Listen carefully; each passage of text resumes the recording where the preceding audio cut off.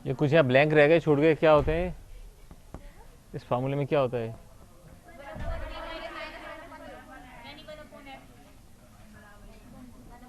और यहाँ पर ये क्या आएगा? और ये mu two minus mu one. ठीक है, गुड।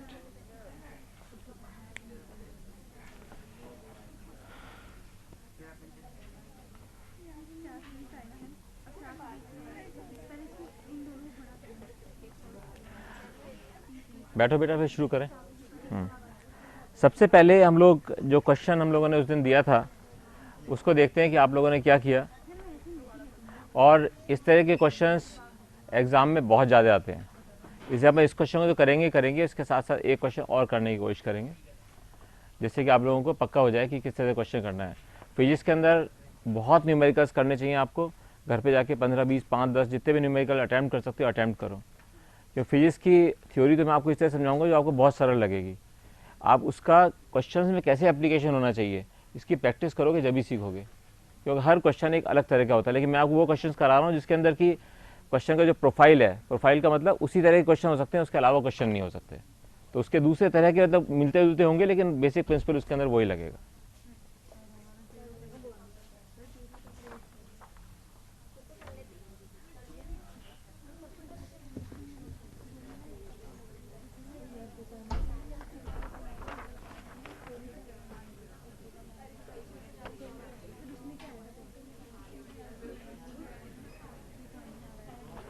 ठीक है बेटा, अपना अपना जिसने देखना है, जिस जिसने जो ट्राई किया है क्वेश्चन को, अगर किसी ने गलत भी किया है तो कोई बुरी बात नहीं है, लेकिन अटैम्प्ट किसने नहीं किया ये मुझे बताओ, मैं उसकी कॉपी देखूंगा कि उसने क्यों नहीं किया। ऐसा कौन से बच्चे जिन्होंने अटैम्प्ट नहीं किया? क्यों नहीं किया बेटा, आपने क्यों नहीं अटैम्प्ट किया है? करना चाहिए। क्या हुआ? कोई बात नहीं, नहीं कोई और प्रॉब्लम है तो ठीक है, लेकिन ऐसा कोई बच्चा नहीं होना चाहिए। गलत सही से कोई फर्क नहीं, मैं आपको बार बार इस बात को दोहराता हूँ कि गलत और सही से कोई फर्क नहीं पड़ता। क्वेश्चन अटेम्प्ट करना चाहिए, उससे आदमी सीखता है कि इसके अंदर है क्या, क्यों प्लस आ रहा है, कहीं क्यों नेगेटिव आ रहा है। ये सब चीज़ जब आप करेंगे जब भी आपको सीखोगे। अपना क्वेश्चन क्या था?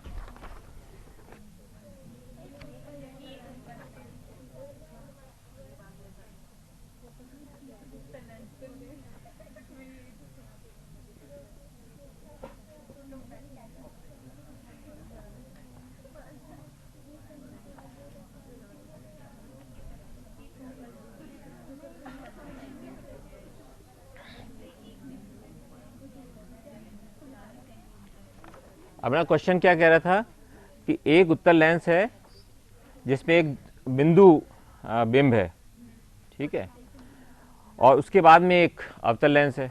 तो पहले अपन देखेंगे, अगर मान लीजिए एक बिंदु यहाँ पर है तो इसका प्रतिबिंब कहाँ बनेगा? अपन ने ये सीख रखा है,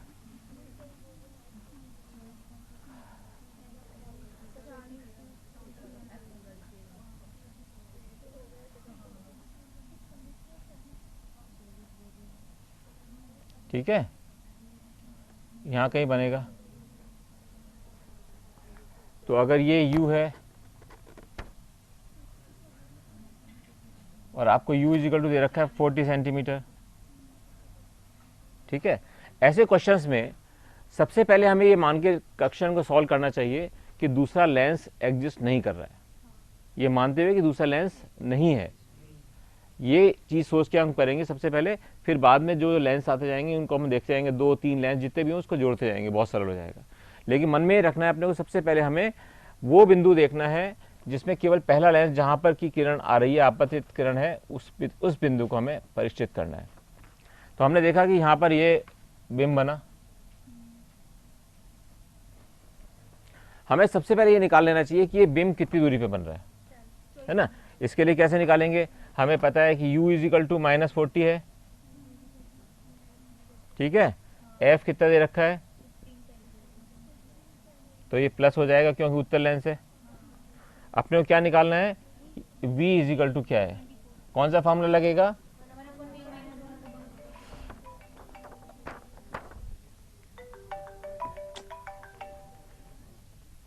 हेलो, हाँ नमस्ते। मैं अभी मैं इधर क्लास में हूँ, मैं आके बात करता हूँ भैया ना।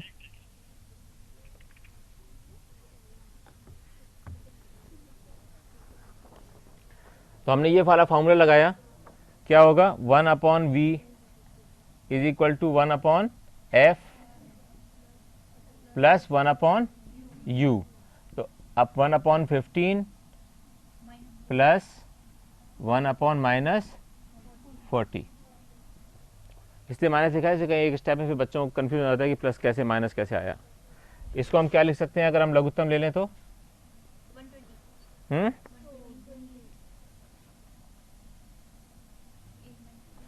8 minus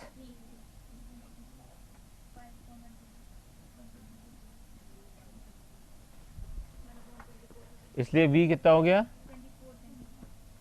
120/5 is equal to 24 centimetre. यानी ये दूरी हमारी आ गई 24 सेंटीमीटर।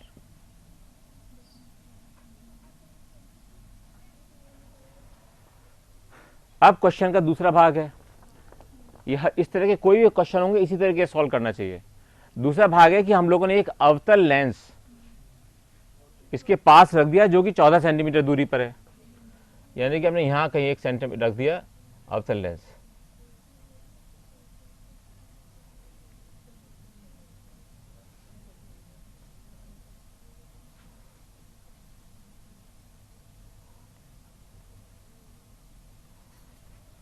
अब जैसे ही अवतल लेंस रखेंगे तो क्या होगा, हम जानते हैं कि अगर किरण कोई यहां से आपतित हो रही है इस जगह, क्या होगा इसके अंदर, इसको चौड़ा करके देखें एक बार।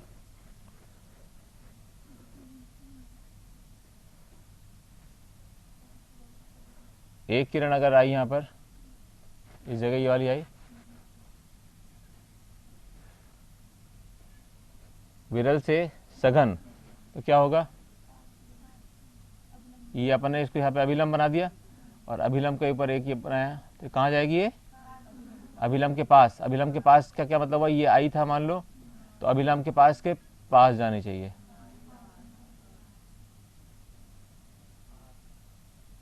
ठीक है, अब ये यहाँ पर जब यहाँ पर आ गई, अब सघन से विरल की ओर जा रही है, अपन ने फिर इसको ये बनाया, यहाँ पर बनाया और अभिलंब डाला यहाँ पर, तो ये एंगल था अपने, अभी क्या होगा, ये दूर हट जाएगी, यानी कि यहाँ चली जाएगी। ठीक है, इसका मतलब ये हुआ कि हमारे इस चित्र के अंदर, इस चित्र को देखना बहुत जरूरी है, समझ में आ गया ना कैसे इसको निकालना।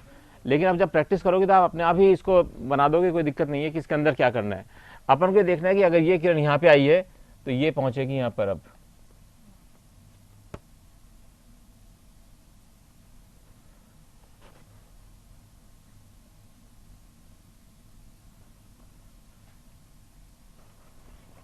इसका अर्थ क्या हुआ, इसका अर्थ ये हुआ कि ये जो बिंब बना था यहाँ पर, प्रतिबिंब जो बना था, ये इसके लिए आभासी प्रतिबिंब है।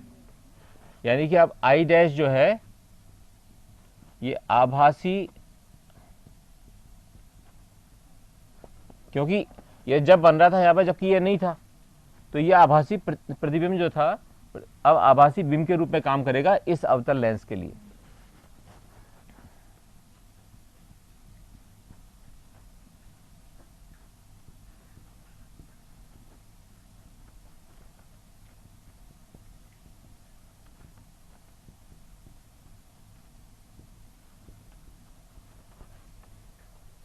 इसका क्या अर्थ हुआ, हमें इसका मतलब पता चल गया। अब यू कितना है बताओ, कोई बच्चा बताएगा कैसे। ठीक है ना, क्योंकि अपना बिंब की दूरी अब ये है और दिशा ये है किरण की, तो यू क्या होगा अब यहां पर, क्या प्लस या माइनस, प्लस, कितना होगा,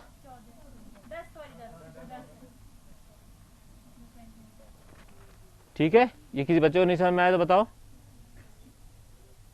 किसी बच्चे को नहीं आया हो तो। ये क्यों है, क्योंकि अपन ने यहाँ पे निकाला था कि 24 सेंटीमीटर है, और अब हमारे को ये कह रहे हैं क्यों इन दोनों के बीच की दूरी है 14 सेंटीमीटर, तो ये बची हुई दूरी हुई 10 सेंटीमीटर।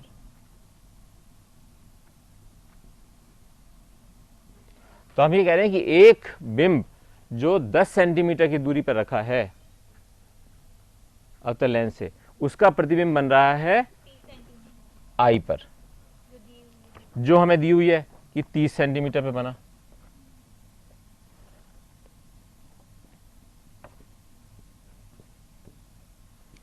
तो यहां पर v क्या हुआ, प्लस 30 सेंटीमीटर। अब तो बिल्कुल सिंपल हो गया। अब हमें क्या फॉर्मूला लगाना है, 1/v minus 1/u is equal to 1/f। अपने को पता है u क्या है और v क्या है, दोनों पता है। So 1/30 minus 1/10 is equal to 1/f। तो क्या हो गया, लघुत्तम ले लिया, 30 ले लिया, तो क्या हुआ 1 minus 3 is equal to 1/f। So f क्या हो गया, -15।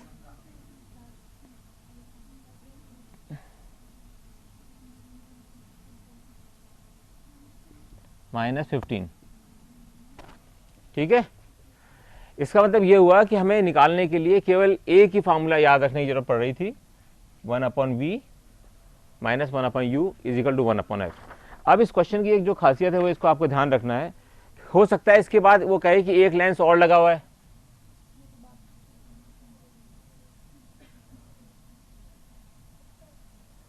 अब यहां पर एक लेंस और है,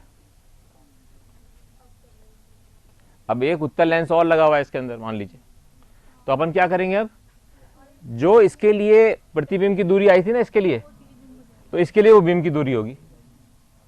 समझ गए आप कि जो इसका प्रतिबिंब की दूरी थी वो अब इसके लिए आभासी बिंब हो जाएगा, और आभासी बिंब का मतलब हमको u पता चल जाएगा।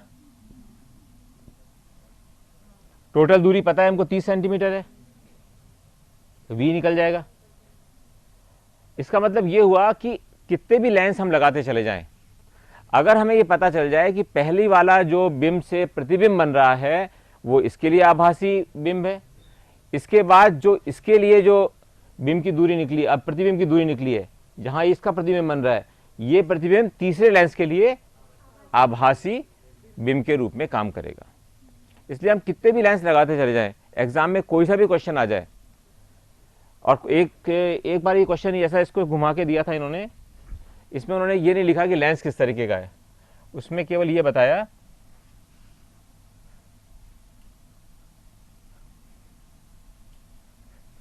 क्वेश्चन सेम था बिल्कुल, उसके अंक भी सेम थे, लेकिन उसको दूसरी तरह से उन्होंने रिप्रेजेंट किया। उन्होंने कहा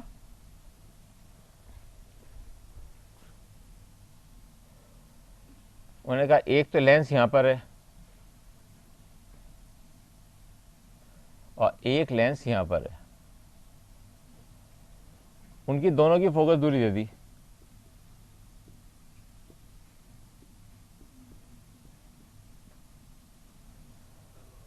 ठीक है ना, और इसके बाद में उस क्वेश्चन की निकलवाया कि अल्टीमेटली कहां पर प्रतिबिंब बनेगा अंतिम। तो सबसे पहले अपने को ये निकाल एकदम देखते पता लग जाना चाहिए कि यहां तो उत्तल है और यहां पर ये अवतल है। आपके मन में जैसे ये बात समझ में आ जाएगी तो आप इमीडिएटली उस क्वेश्चन को निकाल सकते हैं। क्या आपको पता चल जाएगा कि इसकी फोकस दूरी +10 है, इसकी दूरी -15 है, ये अवतल लेंस है। तो इस तरह से घुमा के भी ये क्वेश्चन एग्जाम में आ सकता है। ठीक है, ये बहुत बार आता है क्वेश्चन, और मेरे ख्याल से ऐसे कोई साल नहीं होता होगा जबकि ऐसा ये वाला क्वेश्चन नहीं आता होगा। मतलब कोई ना कोई कॉम्बिनेशन डिफरेंट होगा, हो सकता है 3 के कॉम्बिनेशन दिखा दें। एग्जाम में क्योंकि टाइम कम होता है, मेनली 2 ही का कॉम्बिनेशन एग्जाम में आएगा। अब एक क्वेश्चन और कर लेते हैं इस पे, इसी सिद्धांत पर।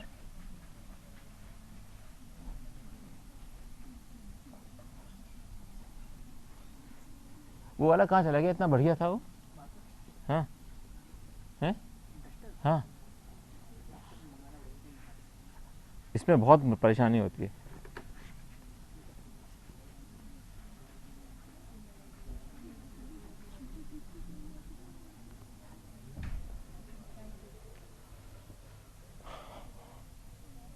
बेटा इसके अंदर एक क्वेश्चन बहुत अच्छा है। एक उत्तल लेंस, लिखिए लिखिए इस क्वेश्चन को। एक उत्तल लेंस अवतल दर्पण से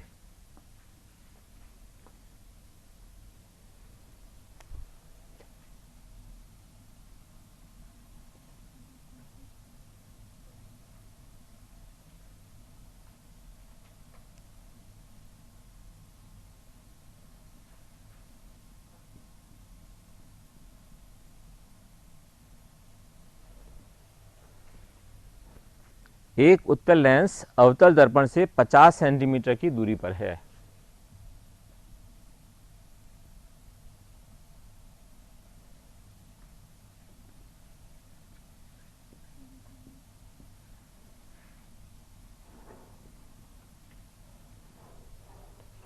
ठीक है, ओ बिंदु पर एक बिंदु बिंब रखा है।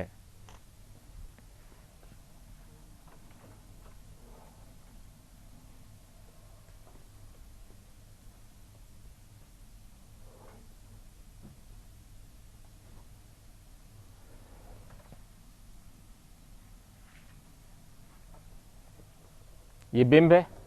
अब इस बिंब का इससे भी एक प्रतिबिंब बनेगा और एक इसमें से गुजर के होगा, फिर भी बनेगा एक प्रतिबिंब। दो बन रहे हैं अलग अलग। प्रश्न ये है कि इस ओ बिंदु पर जो बिंब रखा हुआ है उसका दर्पण से परिवर्तन होने के पश्चात, परावर्तन होने के पश्चात और लेंस से अपवर्तन होने के पश्चात प्रतिबिंब ओ डैश पे बनता है।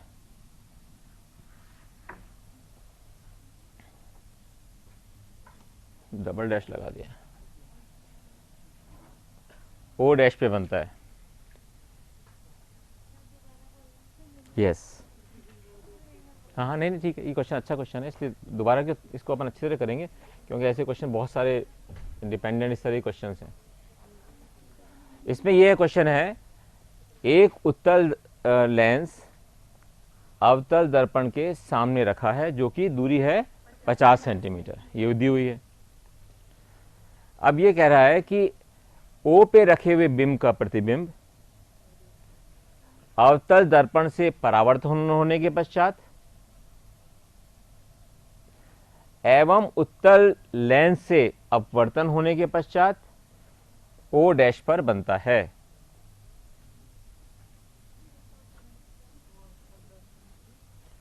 ओ डैश पर बनता है।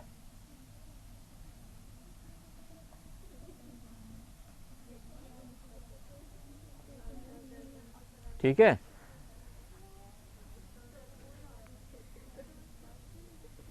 और इसकी जो फोकल लेंथ दे रखी है,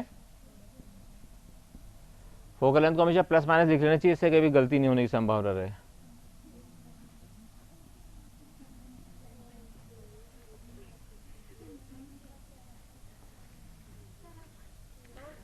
अब इसके अंदर है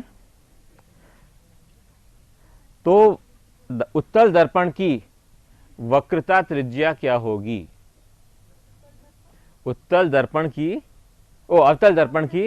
अवतल दर्पण की वक्रता त्रिज्या क्या होगी? क्वेश्चन समझ में आ गया?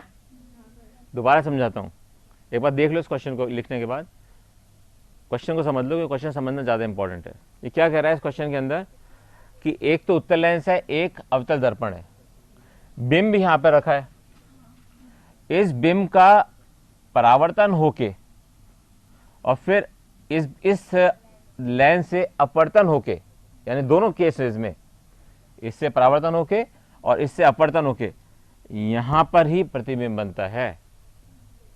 तो हमें यह पता लगाना है कि उत्तल दर्पण का आर क्या होगा।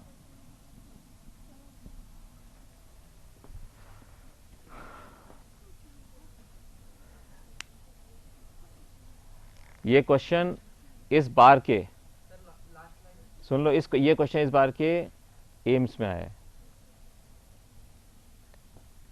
अब बोलो क्या बेटा? लास्ट लाइन ये है कि ऐसी स्थिति में अवतल दर्पण का वक्रता त्रिज्या क्या होगी, अर्थपल दर्पण की वक्रता त्रिज्या क्या होगी।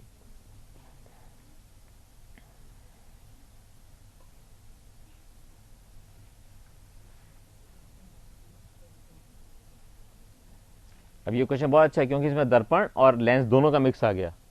तो ऐसे एग्जाम में क्वेश्चन हमेशा मिक्स वाली चीज़ के आएंगे। अलग सिद्धांत आप फटाक से कर दोगे, लेकिन वो आपकी नॉलेज चेक करना चाहेंगे कि इसको कैसे किया जाए सॉल्व।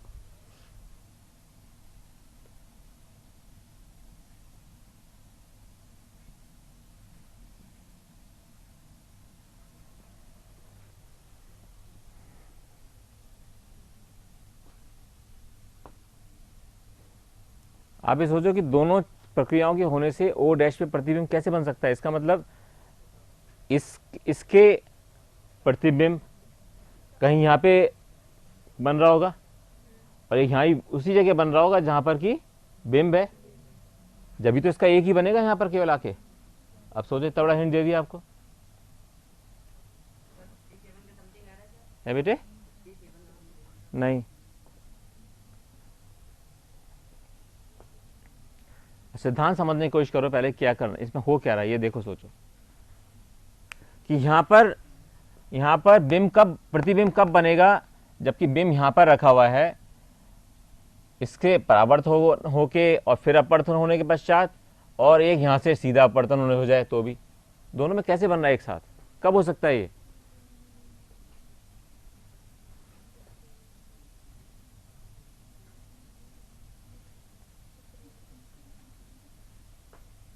थोड़ा दिमाग लगाओ।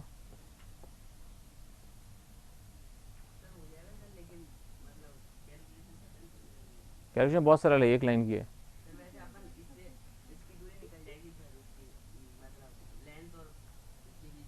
सिद्धांत क्या यूज कर रहे हो बताओ।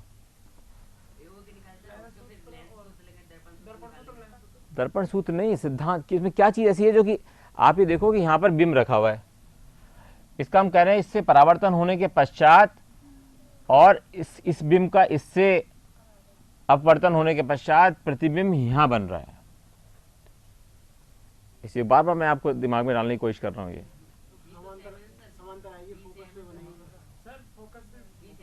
फोकस की तो बात ही नहीं कर रहे, यहाँ पे आर निकालना है।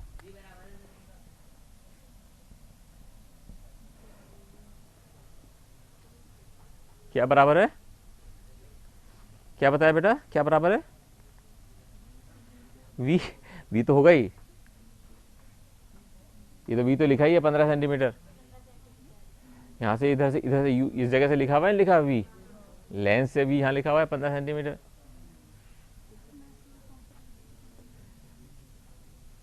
सोचो सोचो, आप बेटा क्यों नहीं सोच रही हो? क्या सोचा आपके मन में, क्या है बताओ, खड़े होकर बताओ क्या सोच रहे हो मन में, क्या आपके क्या हो रहा है यहाँ पे? खड़े होकर बोलो बेटा, कोई दिक्कत नहीं है, खड़े होकर बोलो, कोई शर्माने की बात है, हम सीखने के लिए आए हैं सब लोग यहाँ पर। बताओ बच्चे, शर्माओ मत, बताओ क्या मन में क्या सोच, कैसे हो सकता है, कब हो सकता है? पहले ये सोचने की कोशिश करो कि जो इसका प्रतिबिंब जो है यहां से दर्पण से होके यहीं पे कैसे बन सकता है, कौन सी स्थिति में बन सकता है। अब मैंने बहुत बड़ा हिंट दे दिया आपको।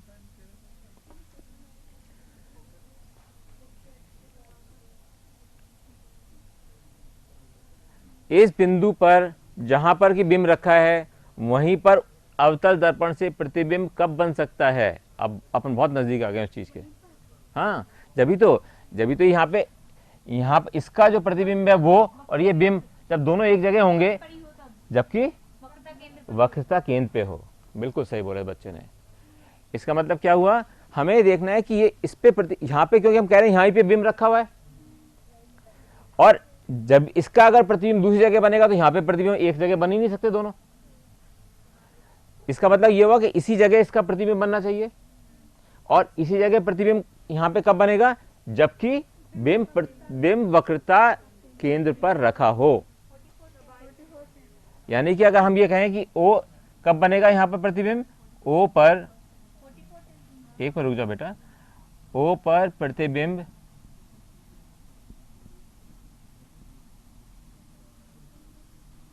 तब ही बनेगा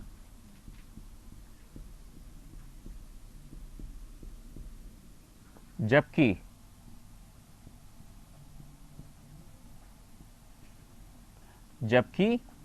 ओ वक्रता केंद्र हो।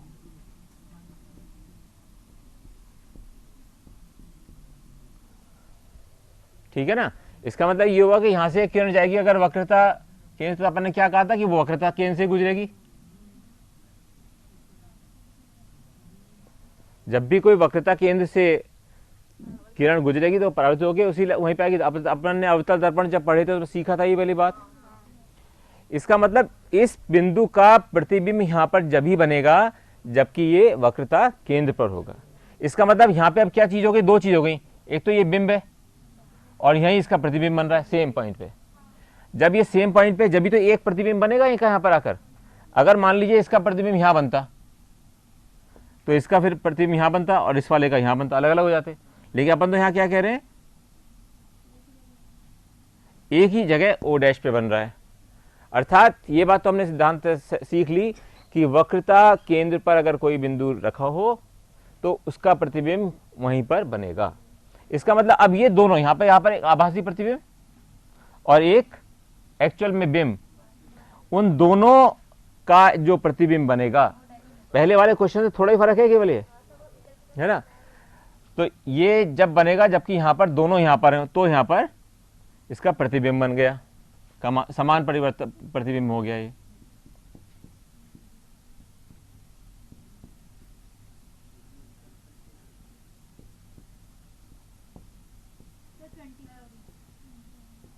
अभी देखते हैं क्या आता है, तो मुझे तो आता नहीं क्वेश्चन। ठीक है, अब अपने को निकालना है कि आर क्या होगा। सिंपल,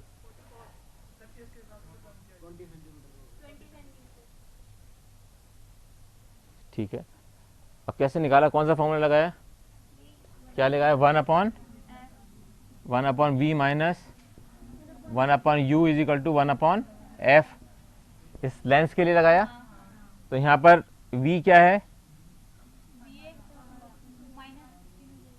अब दिशा किरण की क्या है ये, तो इस दिशा में प्लस, यानी कि ये तो हुआ v क्या हुआ +15, और u क्या हुआ बेटा,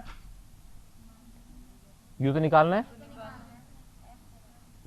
और तीसरा f दे रखा है।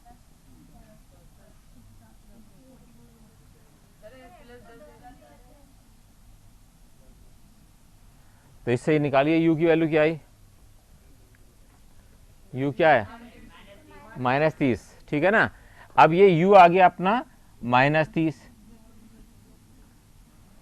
-30 का मतलब क्या हुआ, इस किरण तो इस दिशा में जा रही थी, इसका मतलब ये u अपना यही बिंदु था, यानी कि हमने देखा ये कितना आ गया, तो ये कितना बचा, तो हमारी वक्रता त्रिज्या क्या हुई 20 सेंटीमीटर। केवल 2 लाइन का क्वेश्चन था ये, लेकिन इसमें अपने को सिद्धांत आना जरूरी था।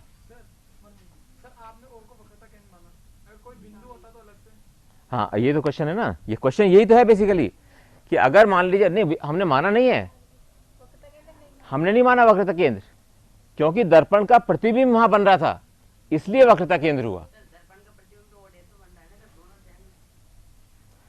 दोनों सेम कब बन सकते हैं, जबकि यहां पर प्रतिबिंब बन रहा हो इस दर्पण से। इसको उल्टा समझने की कोशिश करो ना, इसका प्रतिबिंब, दर्पण वाले बिंदु का प्रतिबिंब यहां कब बन सकता है, जबकि इससे प्रतिबिंब यहां बन रहा हो, जब तो यहां पर दिखेगा दोबारा। अगर इसका प्रतिबिंब इस जगह की जगह, मैं वही तो बताने की कोशिश कर रहा था आपको, कि अगर इसका प्रतिबिंब यहां बनता, अगर इसका प्रतिबिंब यहां बनता तो कुछ नहीं होता, फिर क्या होता, इसको अगर आप यहां से किरण निकालते,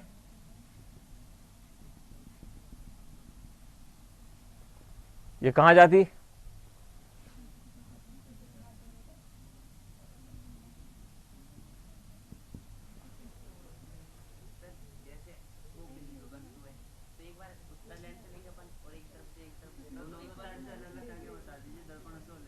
नहीं नहीं नहीं, दर्पण लेंस से कोई जरूरत नहीं है। सुनो सुनो सुनो, लेंस से थोड़ी करके दिखाने की जरूरत है, क्योंकि लेंस में तो बन रहा है इधर बेटा। एक बार दोबारा सीखो इसको, कोई दिक्कत नहीं, अपन 2 बार भी सीख सकते हैं, 3 बार, कोई दिक्कत नहीं, आना चाहिए ये।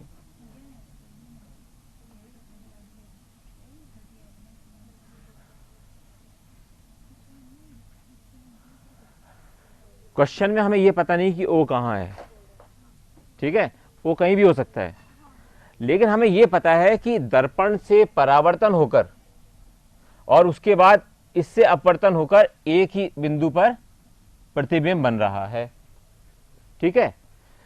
अब एक ही बिंदु पर प्रतिबिंब कब बन सकता है, अपन ये लेंस से तो अपन देख लें कि भाई लेंस में अगर हो तो यहां बनेगा प्रतिबिंब, ये यू यहां होगा, ठीक है। भूल जाओ कि दर्पण है, अपन ने हमेशा ये सिद्धांत निकाला है जहां भी लेंस हो पहले लेंस का निकाल लेना चाहिए, तो अपन ने लेंस का निकाल लिया कि भैया लेंस के अंदर ये यू आएगा 30 सेंटीमीटर यहां पर। अब अपने को देखना है कि दर्पण के अंदर ऐसा कोई जो प्रतिबिंब बन रहा है वो यहां पे होगा, यानी इस यू पर होगा इतनी दूरी पर, तो ही इसका प्रतिबिंब यहां पर बनेगा, नहीं तो नहीं बन सकता। अर्थात हमारा जो मूल सिद्धांत है वो तो हमेशा ध्यान रखना है कि हमको पहले लेंस का निकालना होता है, लेंस का देखना होता है कि लेंस से क्या हो रहा है, और फिर हमको देखना है कि जब ये लेंस का यहां पर अपने ऊपर चल गया, इस जगह है, जब इस जगह रखा हुआ है, तो इस जगह इसका प्रतिबिंब अगर बन रहा होगा तो ही इसका प्रतिबिंब यहां बनेगा, दूसरा प्रतिबिंब उस आभासी वो आभासी बिंब हो जाएगा, उसका प्रतिबिंब बनेगा। और ये कब हो सकता है, यहां कब बने, उसी बिंदु पर कब बने, जबकि वो वक्रता केंद्र पर हो। हाँ बोल बेटा, बोल बोल, कुछ दिक्कत है? श्योर? कोई बच्चा इसको नहीं समझ में आया हो? क्योंकि क्वेश्चन ही थोड़ा सा घुमा के दिया था एक लाइन का, आप देखो क्वेश्चन कितना छोटा था, क्वेश्चन का आंसर निकालने में तो इट हाफ ए मिनट का काम था केवल, लेकिन अपने को इसमें ये पता होना चाहिए था कि अपन कर क्या रहे हैं। चलो एक क्वेश्चन और कर लेते हैं, जिससे आपको कहीं भी कोई कंफ्यूजन नहीं रह जाएगा बाकी इसमें। लिखो, एक उभय तल उत्तल लेंस, मतलब मैं थोड़े आपको कठिन क्वेश्चन इसलिए करा रहा हूं जिससे आप कठिन सीखोगे, जब जाके सरल करने में आसान रहेगा, एग्जाम में इतना कठिन नहीं आएगा आपके सरल आएगा। हाँ, एक उभय तल उत्तल लेंस समतल दर्पण पर रखा है,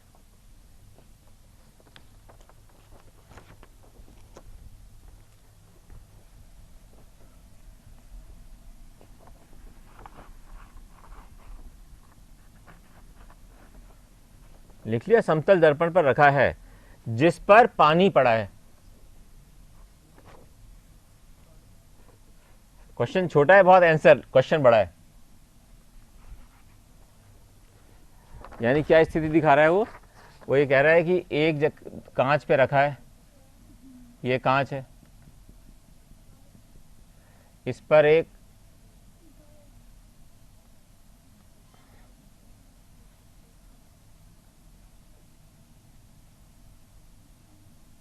और इसमें पानी भरा हुआ है,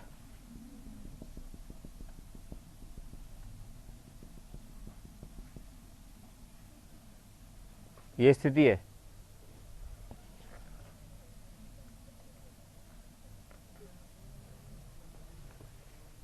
ठीक है, ये स्थिति है। एक छोटी सुई लेंस के अक्ष पर, यानी कि लेंस का अक्ष ये है, बहुत सही नहीं बनाया मैंने लेकिन फिर भी मान लो कि यही है।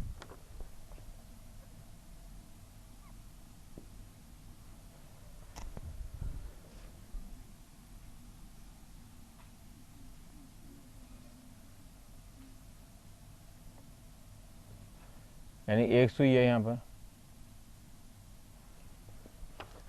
लेंस के अक्ष पर तब तक मूव की जाती, मतलब चलाई जाती है, तब तक चलाई जाती है, तब तक चलाई जाती है जब तक कि उसका प्रतिबिंब सुई के साथ ही दिखाई पड़ता है।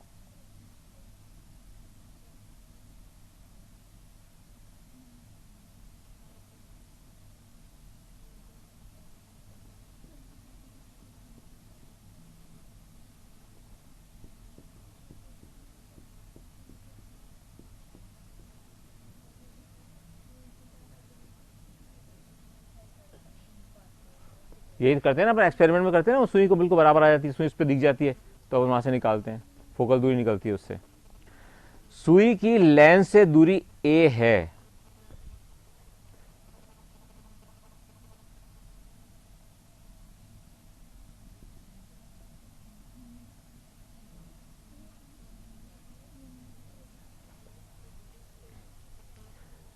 इसका मतलब क्या हुआ, जब कब बनता है बिंब, किसके ऊपर कब बनता है, जबकि वो तो था जब दर्पण से उतर। अगर लेंस से कोई चीज जा रही है तो किस बिंदु पे रखेंगे, वहीं पे बनेगा, फोकस पे। इसका मतलब यहाँ पे अब मैं हिंट दे रहा हूँ कि ये क्या हुआ, इसका बेसिकली किसी का फोकस है, किसी का, अभी अपने आप निकालना आप किसका फोकस है। लेकिन चूंकि जब एक वहीं पे बिंब और प्रतिबिंब बन गए, इसका मतलब ये फोकस पे है। अपन जब क्लास में एक्सपेरिमेंट करते हैं, कराया जाएगा आपको, तो आप जब उस पर ऊपर क्या होता है, वो टेबल होती है, उसके बाद लेंस लगा होगा, तब आप उसको उस तरह जब तक घुमाते रहोगे, सुई को यहाँ लेते जाओगे आंख में देखते देखते, जबकि बिंब आपको उसी के ऊपर बनता हुआ दिख जाएगा। जब पैरेलैक्स दूर हो जाता है, कहते हैं ना पैरेलैक्स दूर हो गया, पैरेलैक्स दूर का मतलब अब फोकल बिंदु पर आ गया, लेंस के फोकल बिंदु पर वो बन रहा है। ठीक है। यदि पानी हटा दिया जाता है, यदि पानी हटा दिया जाता है तो उक्त दूरी b हो जाती है।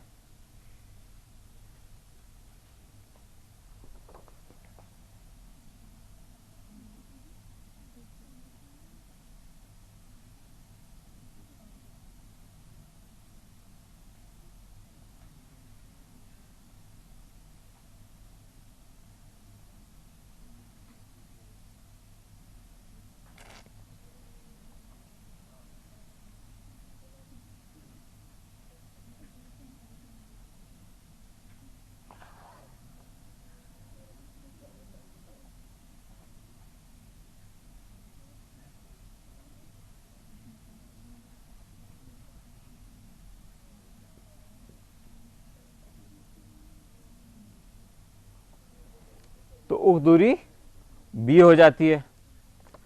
तो ये पता लगाना है भाई कि द्रव्य का जो द्रव था ना, उसमें भरा हुआ द्रव, इसका म्यू क्या है।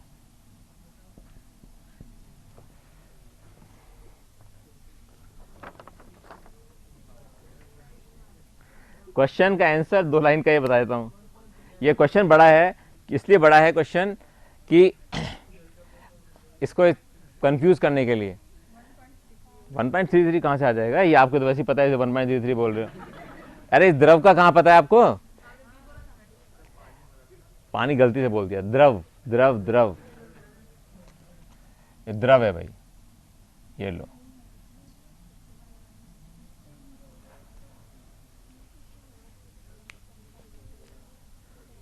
अगेन इसका जो भी सही उत्तर देगा ना, जो भी सही उत्तर देगा, उसको मैं पूरा एक मॉडर्न फिजिक्स का चैप्टर अलग ले जाके पढ़ाऊंगा,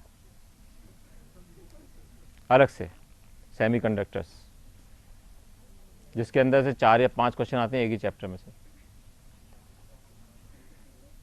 कोशिश करो, खाली कोई मत बैठना, इस क्वेश्चन को जरूर अटेम्प्ट करना है, क्योंकि बहुत सिंपल है, केवल कंफ्यूजन हो रहा है बस। और ये देखो, एक दर्पण भी रखा है, एक दर्पण के ऊपर पानी भी रखा है, फिर पानी के ऊपर एक लेंस रखा है।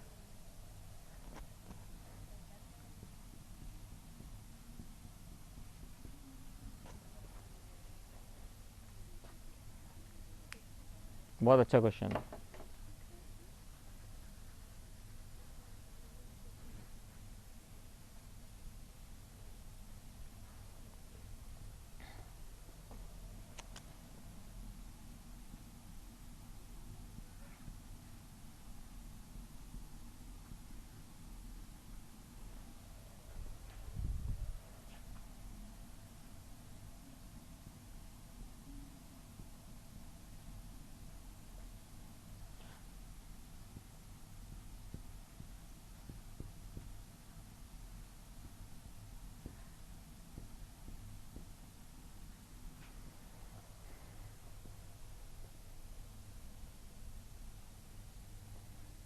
और अभी आज सुबह एक बच्चा कह रहा था ना कि दोनों मिले हुए 0 दूरी होते, फिर बस आसान निकल जाता था, अलग दूरी में दिक्कत आती है। अभी बिल्कुल मिले हुए हैं, 2 लाइन्स मिले हुए हैं ना। देखो, ये तो एक समतल अवतल है, समतल अवतल लेंस है ये वाला, तो ये उत्तल लेंस है, दोनों बिल्कुल पास पास रखें, ये मान के चलो। अब निकालो, दोनों बिल्कुल पास पास हैं।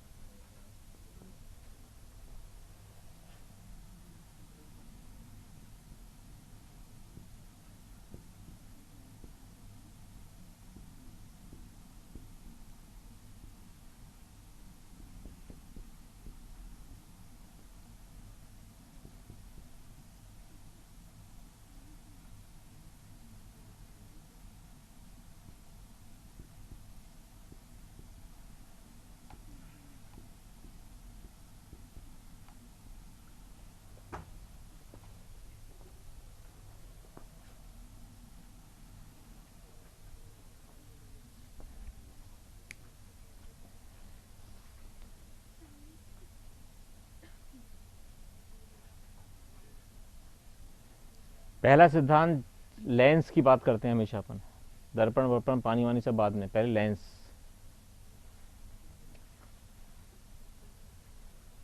यानी पानी का अवतल लेंस निकालो, पहले क्या करोगे देखो, यहाँ पानी हटा दिया है, अब तो केवल लेंस है, ये तो केवल उत्तल लेंस की तो अपने को फोकस दूरी पता चल गई है, केवल उत्तल लेंस की तो फोकस दूरी यही है, और संयुक्त लेंस की फोकस दूरी ये है। अब सोचो ना कितना, अब तो मैंने बहुत सारा हिंट दे दिया।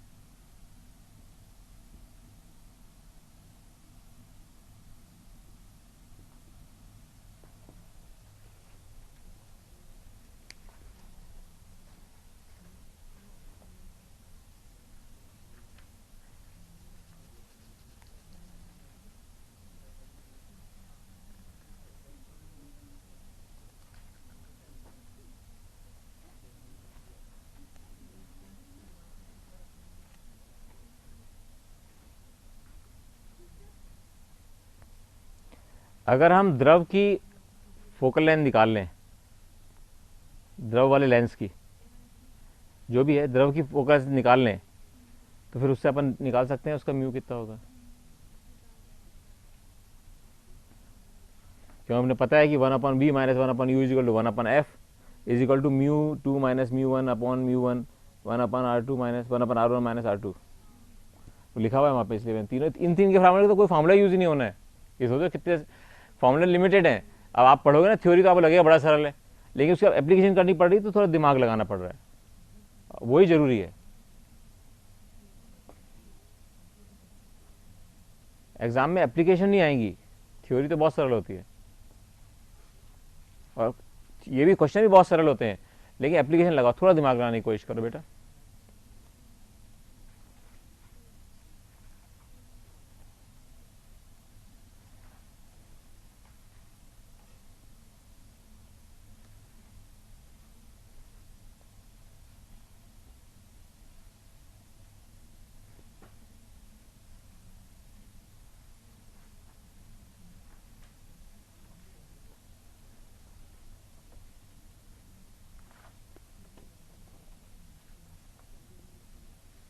पहले सिद्धांत लगाना है ना, गुणा भाग तो हो जाएगा।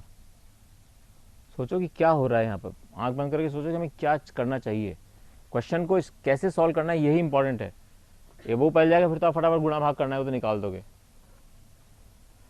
आपको एक अच्छा सा हिंट देता हूँ कि संयुक्त जो लेंस है उत्तल और समअवतल, इसकी कंबाइंड फोकल दूरी है a, इसकी फोकल दूरी रखी f1 मान लो, इसकी है f2 और f1 की वैल्यू क्या है?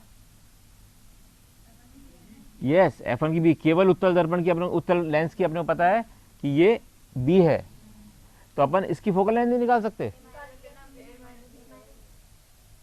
देखो और बताओ किसका क्या है, कैसे निकाल रहे हो माइनस बी?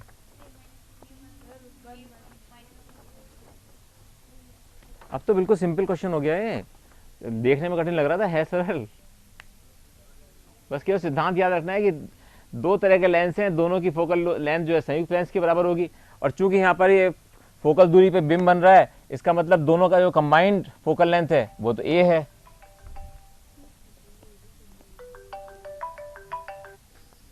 हाँ गिरीश, हाँ गिरीश,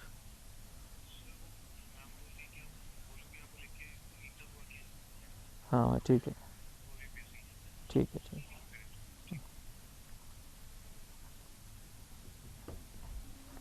अब अगर अपन देखते हैं, चलो पहले अपन देखते हैं, पहला वाला फॉर्मूला लगाते हैं। सब इसके फर्स्ट स्टेप है, कितना छोटा क्वेश्चन है आप देखिएगा।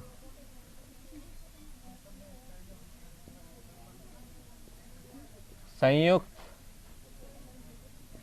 लेंस का फार्मूला लगाने पर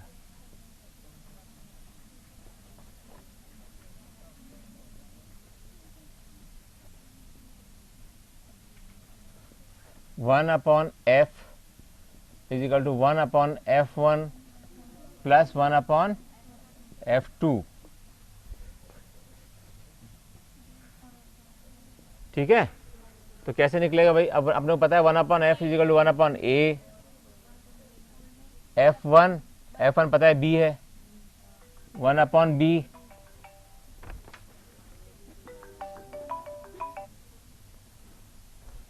वन अपॉन बी, और ये 1 अपॉन f2 अपने को निकालना है।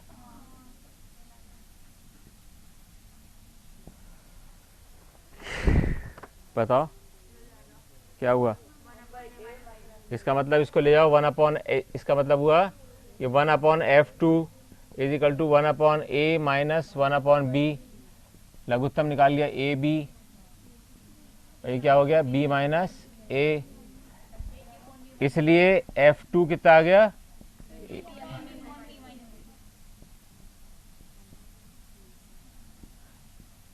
इसमें किसी को कोई कंफ्यूजन? एक एक लाइन क्वेश्चन है, मतलब ये 3 फॉर्मूले ही लगते हैं सारे क्वेश्चंस में, और कितने छोटा सा आपने निकल गया कि अब ये पता चल गया हमको कि जो द्रव का लेंस है, द्रव के लेंस की फोकस दूरी ये निकल गई। अब यहां देखो ये क्या होता है, ये 1 अपॉन एफ ही तो होता है, अपने इसकी फोकस दूरी पता चल गई। अब μ1 क्या है? हवा, तो 1 हो गया। अब इसको फॉर्मूले को अगर लिखें तो हम दूसरे स्टेप में लिखो 1 अपॉन, अब क्या है? f2, यानी कि 1 अपॉन f2 आएगा अब, ठीक है। 1 upon f2 is equal to क्या आएगा? μ2 माइनस μ1, यानी कि μ2 माइनस 1, ठीक है। और यहां पर आएगा 1 upon r1 minus 1 upon r2। अब बस ये पता लगाना रह गया अपने को कि r1 क्या है और r2 क्या है। अब बताओ r1 क्या होगा?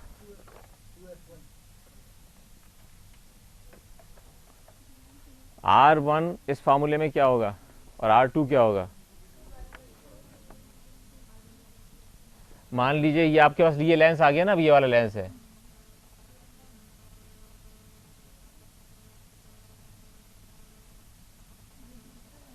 तो R2 क्या होगा? ये तो R2 होगा क्योंकि इधर बन रहा है बिंब। एक ये होगा R1 और ये होगा R2। अब बताओ।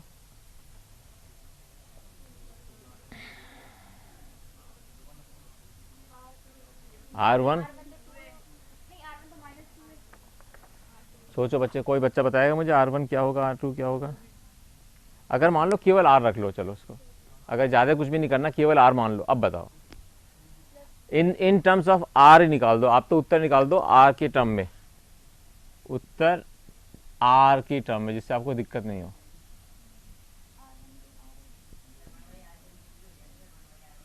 नहीं, पहले बताओ R1 क्या है, R2 क्या है। ये हो जाएगा, कुछ नहीं होना, क्यों होना चाहिए, यह है इंपॉर्टेंट बात।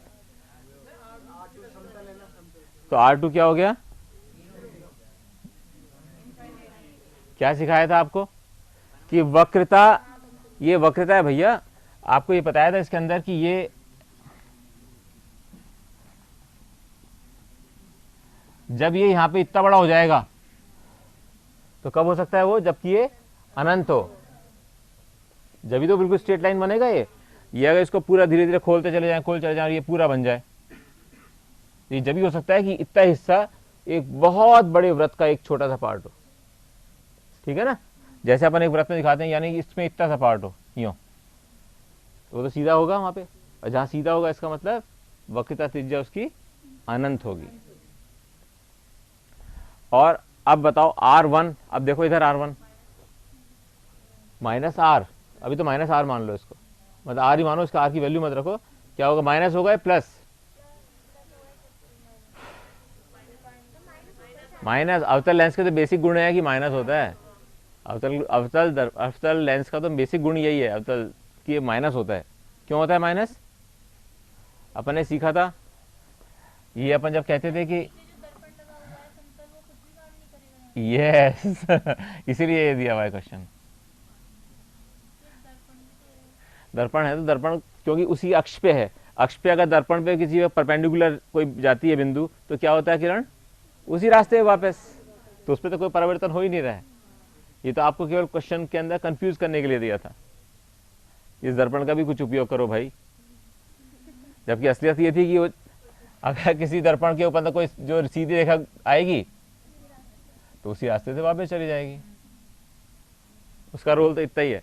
और उसने उसको जीरो कर दिया, क्यों, कह के कि साहब अक्ष पे है, अक्ष पे हम सुई देख रहे हैं, अक्ष क्या हुआ मतलब इस टचिंग वाले पॉइंट पे, तो यहाँ पे तो 90 डिग्री का कोण बनेगा, तो उस पर वापस चली जाएगी। तो यहाँ पे R क्या हुआ, माइनस R। अब देखो जरा क्या हुआ, फॉर्मूले रखो जरा, निकालो, अब तो निकालो, अब कैलकुलेशन तो आप निकाल दो, म्यू क्या होगा, यानी μ2।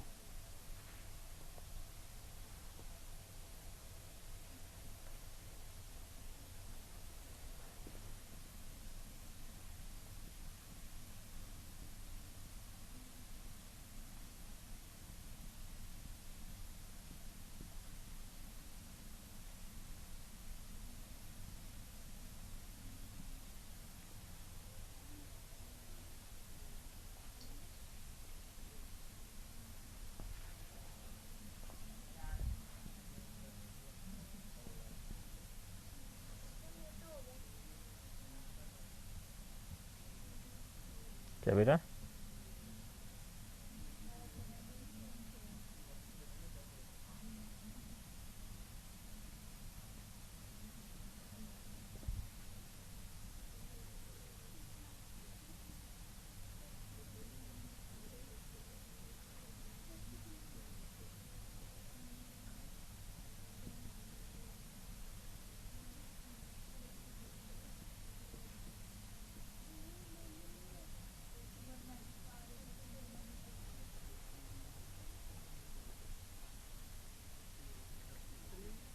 ठीक है,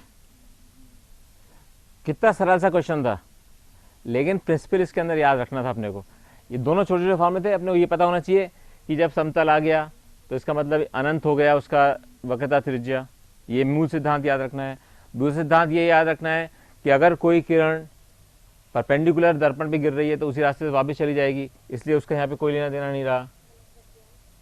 अगर यहाँ उत्तल दर्पण, अगर यूँ कहते कि इसके अंदर यहाँ पे एक उत्तल दर्पण रखा है और ये पानी से भरा पड़ा है,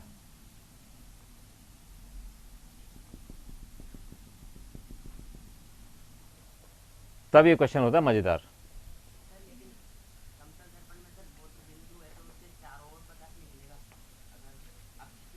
नहीं नहीं, अपन तो केवल अक्ष पे देख रहे हैं ना, अपन देख जगह नहीं रहे। निकलेगा प्रकाश तो हर जगह निकलता है, चारों तरफ निकलता है, क्योंकि वेव थ्योरी ऑफ जब पढ़ोगे ना आप, तो कोई भी प्रकाश का बिंदु है तो उसके चारों तरफ प्रकाश निकलता है, ठीक है ना। अब जो ये छोटे छोटे अपने जो निकलेंगे ये सारे, अभी समझोगे पढ़ोगे जब देखना कि ये क्यों नहीं, इनका पीछे नहीं दिखता, ये किरण से पीछे क्यों नहीं दिख रहा है, ये अगली चैप्टर में आने वाला है, बस उसको शुरू करेंगे अपन। लेकिन अपन ने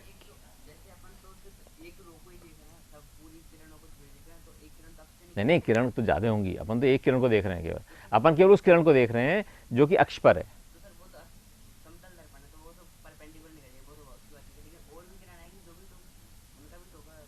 क्या उनका क्या होगा, वो निकल जाएंगे ना इधर उधर। अगर सुई अपनी, अगर आप सुई उसके ऊपर नहीं रखोगे, ये जब इसलिए क्यों होता है प्रॉब्लम, क्योंकि बच्चों को स्कूल में कराए नहीं जाते प्रैक्टिकल, केवल आप लोगों को वैसे ही नंबर भेज दिए जाते हैं। अगर आप करो ना इसको तो आपको एकदम एकदम ध्यान रहेगा कि किस तरह से ये सुई ऊपर जाती है, किस तरह से उसकी किरण वहाँ पे आ रही है, किस तरह से उसकी फ्रिंजेस बनेंगी, ये सब चीज़ जब सीखते हैं, जबकि हम एक्चुअल में प्रैक्टिकल्स कर रहे हैं। लेकिन मुझे पता है कि आजकल नहीं कराते एक्चुअल प्रैक्टिकल्स बच्चों को, वो ऐसे ही कर आगे नंबर दे देते हैं। लेकिन अब ये बात समझ में आई ना, वो क्वेश्चन कितने सरल होते हैं इस तरीके के, बस कुछ छोटे मोटे सिद्धांत और केवल ये 3 फॉर्मूले, ये तो अब रट गए होंगे ना, इनको तो याद करने की जरूरत नहीं है, ठीक है। चलें आगे, हैं टाइम हो गया, टाइम नहीं पढ़ना चाहते तो मत पढ़, तुम पढ़ लो अभी, एक थोड़ा सा पढ़ लो, एक सरल चीज है बहुत।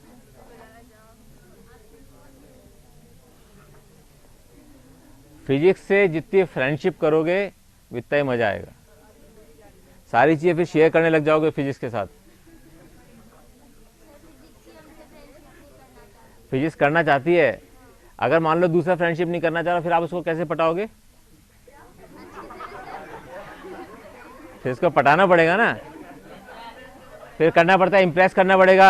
आप अच्छे कपड़े पहन के आओगे, कुछ करोगे, इम्प्रेस करोगे ना, इसलिए इसका मतलब यहाँ पे क्या होगा, उतनी ज़्यादा मेहनत करेंगे, हम उसको समझने की कोशिश करेंगे। दूसरे आदमी समझने की कोशिश नहीं करते, इसको क्या अच्छा लग रहा है, इसको क्या बुरा लग रहा है, हम फिजिक्स को समझने की कोशिश करेंगे, अपनी मेहनत ज़्यादा करेंगे, यानी कि हम बहुत अच्छे कपड़े पहन के आ रहे हैं, और अच्छी अच्छी बातें करने की कोशिश करेंगे उसको पढ़ाने की, वो समझेगा आप बहुत अच्छे हो। तो जब वो ये सब चीज़ें मैच कर जाएंगी तो दोस्ती हो जाएगी, ठीक है।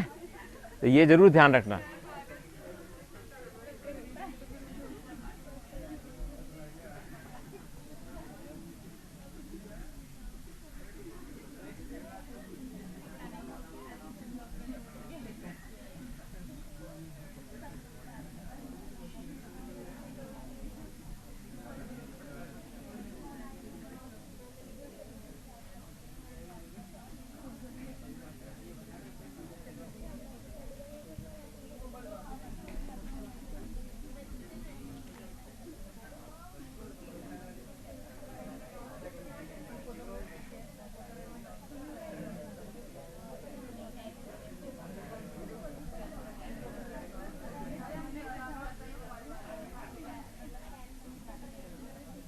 चलो अब नेक्स्ट एक छोटी चीज़ करेंगे, जो कि किताब में तो बहुत कॉम्प्लिकेटेड तरीके से समझा रखी है, काफ़ी कठिन तरीके से। अपन चाहते हैं उस चीज़ को जल्दी से कर लें, बहुत जल्दी हो जाएगी और आपको सरल भी लगेगी। प्रिज्म, ठीक है। प्रिज्म में कैसे अपवर्तन होता है ना, और इसके अंदर केवल एक ही सिद्धांत याद रखने की बात है, केवल एक।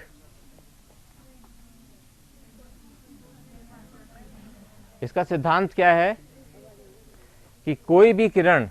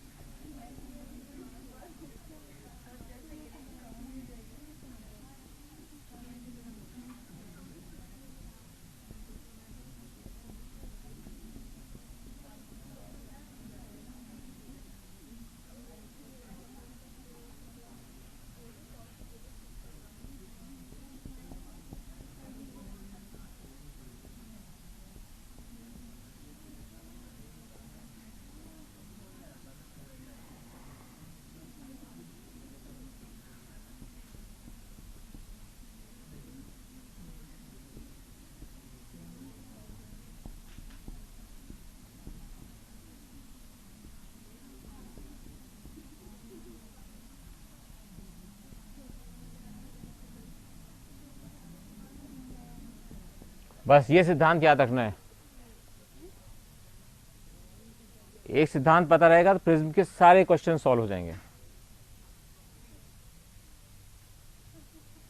और एक छोटा सा हिंट, जो हिंट के रूप में जो क्वेश्चन सॉल्व करने के लिए काम में आता है, वो ये है,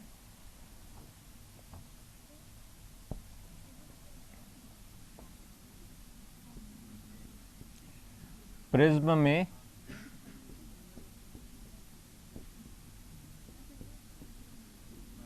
आने वाली किरण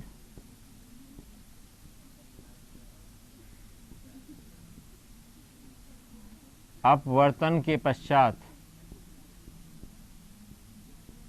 अपवर्तन के बाद खो जाती है। कब खोती है? खो जाती है जबकि क्या हो रहा हो? खो खोना नहीं जानते, लॉस्ट, गायब हो गई। इधर से किरण आ रही है प्रिज्म के अंदर, अर्थात इसको क्या कहने की कोशिश कर रहा है, एक प्रिज्म है और इस प्रिज्म के अंदर एक किरण आई और बाद में बाहर दिखी नहीं, जबकि हो रहा है, अपवर्तन भी हो रहा है। ये कब हो सकता है? ये कब हो सकता है? जबकि ये किरण, मान लीजिए ये किरण अंदर गई और उसके बाद ये यहां नहीं आई, बाहर नहीं दिख रही, वापस जा नहीं सकती क्योंकि ये अपवर्तन वाला सतह है। सतह तो लेंस जैसी सतह है ना, अपवर्तन वाली सतह है। तो ऐसा कब हो सकता है? जबकि ये दिखे ही नहीं बाहर आती हुई, यहां तो आ रही है और बाहर नहीं दिख रही। कब हो सकता है? बच्चा बताए कोई, फिर मैं आगे पढ़ाऊंगा इसको। क्या? पूर्ण आंतरिक परावर्तन कब होता है? जबकि, यानी कि जब, इसका मतलब ये हुआ कि ये किरण यूं चली जाए और यहां जो कोण है, ये जो आगत कोण है, ये किसके बराबर हो? क्रांतिक कोण। तो क्वेश्चन में बच्चे सोचते हैं कहाँ ऐसा कैसे हो सकता है? जब क्वेश्चन आएगा वो कहें, उसमें आएगा लिखा हुआ एक किरण आई, इतने डिग्री कोण पे आई, सब घुमाने के लिए, इतने गुण पे आई, इतने पे चली गई और बाहर दिख नहीं रही है। आप कहेंगे कि आपतन कोण क्या है ना? तो अब ये ऐसे जब भी क्वेश्चन आए, ये इंटरेस्टिंग क्वेश्चंस होते हैं। जब भी ऐसा क्वेश्चन हम लोग क्या निकालना पड़ेगा? उस सिद्धांत पुराना वाला याद रखना पड़ेगा कि ये जब गायब हुई होगी जबकि पूर्ण आंतरिक परावर्तन इसका हुआ होगा। अपवर्तन के स्थान पर पूर्ण आंतरिक परावर्तन इसका हुआ होगा, तभी ऐसे ही स्थिति के अंदर ये बिल्कुल नहीं दिखेगी। और क्वेश्चन बहुत ही इंटरेस्टिंग बन जाएगा। वो ये पूछेगा कि अगर ऐसा हो गया तो अब भैया बताओ जरा, इसका यहाँ के क्या आपका आपतन कोण है? हाँ बोल बेटा, बोलो। क्या क्या चीज? बोलो, कोई बिल्कुल डरने की बात नहीं, बोलो।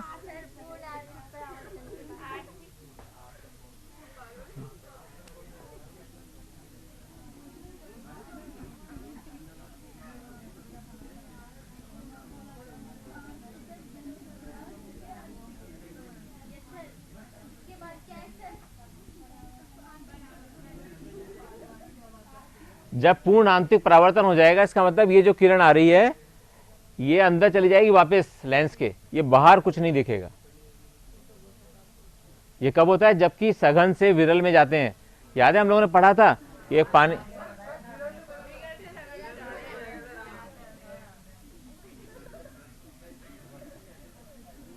ये कहां था, कहां होता था ये क्या होता था?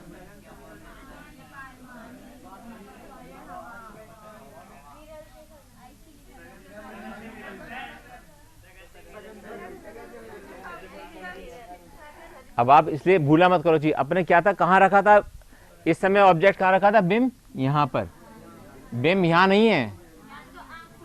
अगर यहां से होता तो विरल से सघन होता।